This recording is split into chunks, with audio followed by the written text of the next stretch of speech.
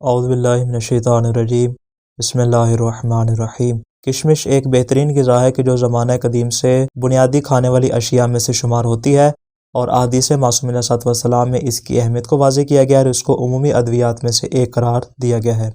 شیخ یعقوب کلینی نے امام صادق علیہ السلام سے حدیث نقل کی ہے کہ آپ نے ارشاد فرمایا کہ کشمش اعصاب کو مضبوط کرتی ہے اور انسان کے سانس کو پاکیزہ بناتی ہے۔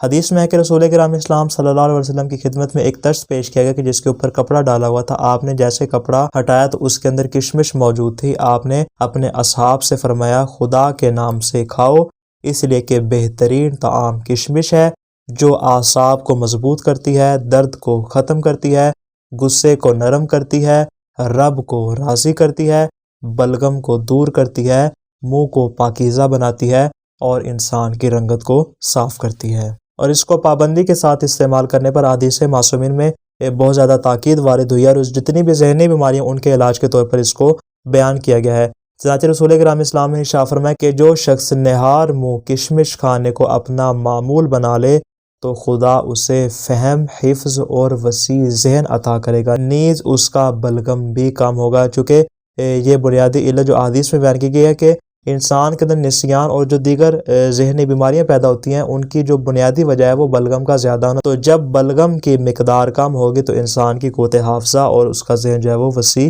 ہو جائے گا۔ نیز امام علی علیہ السلام نے ارشاد فرمایا کہ جو شخص یہ چاہتا ہے کہ اس کا حافظہ قوی ہو تو وہ صبح کو نہار منہ 7 مسکال جو کہ تقریباً 30 گرام یعنی 29 سے 30 گرام کی جو مقدار ہے، اس مقدار کے برابر جو ہے وہ روزانہ کیا کرے، کشمش کا استعمال کرے۔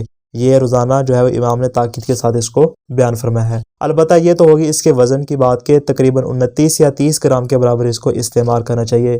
تعداد کتنی میں استعمال کرنا چاہیے، اس کے متعلق بھی ہمیں احادیث معصومین ملتی ہیں۔ چنانچہ امیر کائنات علی ابن ابی طالب علیہ السلام نے ارشاد فرمایا کہ جو شخص دن کی ابتدا میں سرخ کشمش کے 21 دانے استعمال کرے گا تو خدا اس سے ہر قسم کی بیماری اور نقص سے دور کرے گا، اور وہ شخص اپنے جسم میں کوئی ایسی چیز نہیں پائے گا جس کو وہ پسند نہ کرتا ہو۔